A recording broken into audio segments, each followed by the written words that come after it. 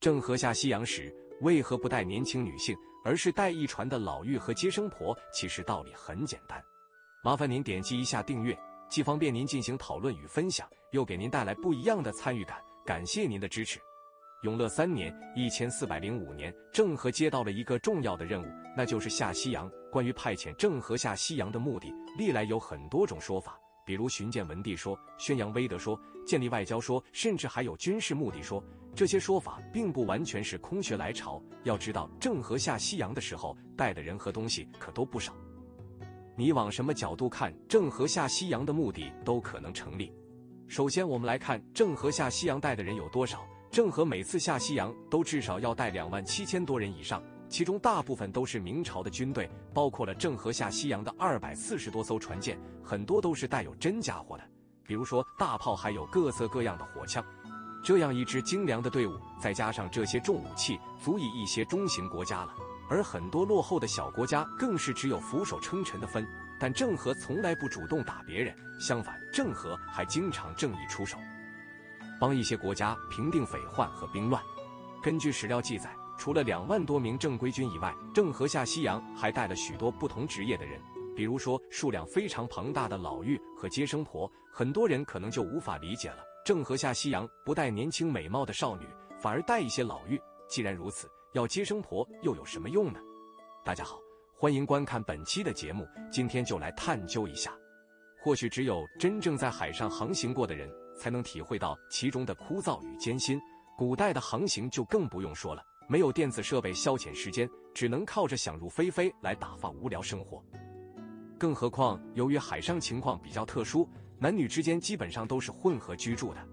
在这样的情况下，若是船上有年轻的女子，就很难保证这些船员不动歪心思，进而威胁到他们的人身安全。如果郑和想要减少此类事情的发生，就必须要修建分隔区。如此一来，不仅管理起来会变得更加困难，出海的成本也会高上不少。除此之外，郑和下西洋关系着国家的形象，如此庞大的舰队在海上航行，是为了向全世界展示大明王朝的强大实力。如此严肃的事情，要是带上年轻女性，会有些不合适。因此，基于以上种种考虑，郑和决定从根源上解决问题，那就是不带少女出海。那么少女不可以出海，为何老妪和接生婆却可以？首先，携带老妪的原因非常简单，老妪与年轻女子比起来，不会那么娇气，能够忍受航海的艰辛，并且这些老妪大部分都是会做针线活的，男子本来就粗犷，船员这份工作又十分辛苦，长年累月下来，他们身上的衣服难免会存在破洞的问题。这个时候，老妪的作用就体现出来了，他们可以帮船员们缝补衣裳，保证船只的干净整洁，还能为他们洗衣做饭，照顾日常起居生活。如此一来，船员也可以将更多的精力放在航海上面。而且这些老妇人可不是普通人，这些都是在皇宫摸爬滚打一辈子的老人了，随便拎出来一个，到街上就能开一间裁缝店。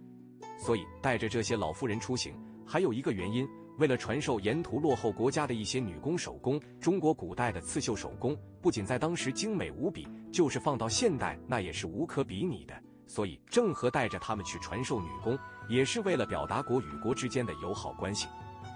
每一次下西洋的人数都非常多，通常都在2万多人。这样庞大的人数，他们的衣着缝制起来也不是一件容易的事，因此郑和出发前带上了很多老妪，专门用来缝制衣服。这样官兵在海上就不会遇见没有衣服的尴尬境地了。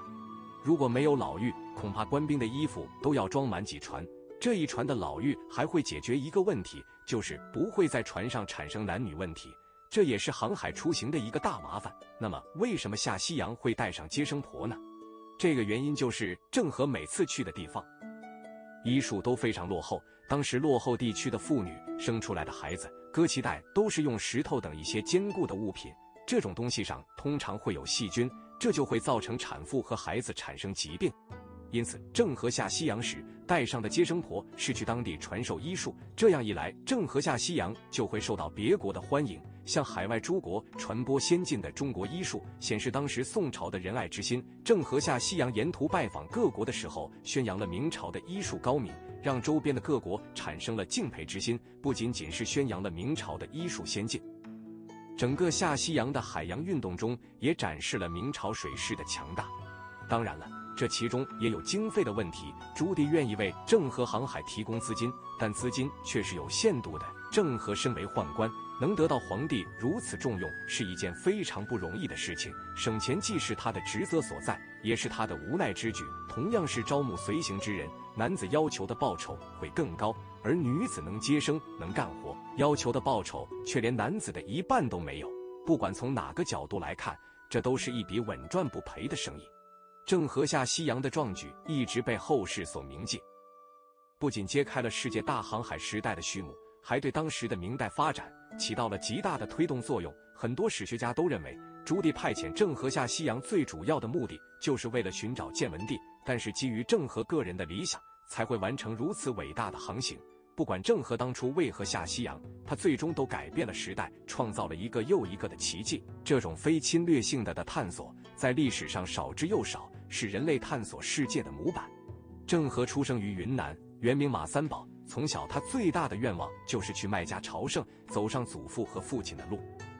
成为虔诚的穆斯林。但天不遂人愿，三宝10岁的时候就成为了明代的战俘，并且被迫成为了太监，一直跟在朱棣的身边。原本他有个幸福的家庭，有着一腔热血，却都被残酷的现实浇熄。幸运的是，在跟随朱棣的那10几年中，三宝成为了他的左右手，更是跟随他进入皇宫，成为了最高官职的内管。朱棣甚至还给他赐名郑和，以此来表示对他的重视。而正是那时开始，郑和这个名字被载入了史册，成为了古代历史上最伟大的航海家。朱棣登位之后，急于表现自己的才能，想让人们忘记他谋朝篡位的事实，认同他的帝王之才。确实，在之后的数十年中，朱棣将国家治理得非常好，堪比朱元璋。但是他内心却一直不平静，其不安的来源就是失踪的建文帝。为此，朱棣一直派遣人秘密暗访其行踪，但却没有丝毫的线索。即使在派遣郑和下西洋之际，也不忘叮嘱他寻找自己的侄子，因为他始终于郑和来说，下西洋最大的目的是为了实现自己的理想。他将目标锁定在了麦加，那个他心中的天堂。从公元1205年开始，郑和开始了自己对世界的探索。郑和经历了7次下西洋，遇到过土著人，也遇到过海盗，曾到过非洲东岸，在多个国家留下足迹。最后一次，他历经千难万险，终于到达了心心念念的麦加，那个他朝思暮想了10几年的地方。郑和从小就受到了父亲和祖父的影响，一心想成为一个虔诚的穆斯林。原本战火早已打破了他的梦想，没想到他最终会以这样的方式完成一生所愿。而正是在最后的这次旅行中，郑和的生命也走到了尽头，但他已经死而无憾，既对得起朱棣所托，也对得起自己。郑和下西洋之所以能够成功，离不开明成祖朱棣的鼎力支持，更离不开郑和明智的安排和布局。郑和的西洋之行是发生在15世纪的前30年，比西方国家的地理大发现还早了半个世纪。郑和成功地到达了印度洋和西太平洋沿线的国家，传播大明朝的国威，让许多西方国家更加向往富饶而先进的东方国家。郑和下西洋是中国历史上非常重要的事件，也是世界历史上非常具有意义的事件。郑和7次出海，将中华文明传播到了世界各地，为大明的发展做出了巨大的贡献，同时也让世界各国知道了中国的存在，为后来建立起的外交政策打下了基础。到了今天，郑和下西洋已经成为了一段远去的历史，但郑和留下的航线却仍然在使用之中。中国的新战船承载着前人的期望，顺着古老的航线，继续将中华文化发扬光大。虽说现代的科技十分进步，但古人的智慧也不容小觑，正是在他们的不断探索中，才有了现代的文明。而郑和无疑是创造了航海史上的奇迹，他开创了中国航海探险的先河，在世界航海史上都有着举足轻重的地位。好了，本期视频就到这里了，感谢大家的观看。如果您喜欢这个视频，记得点击订阅并分享给您的朋友，我们下期再见。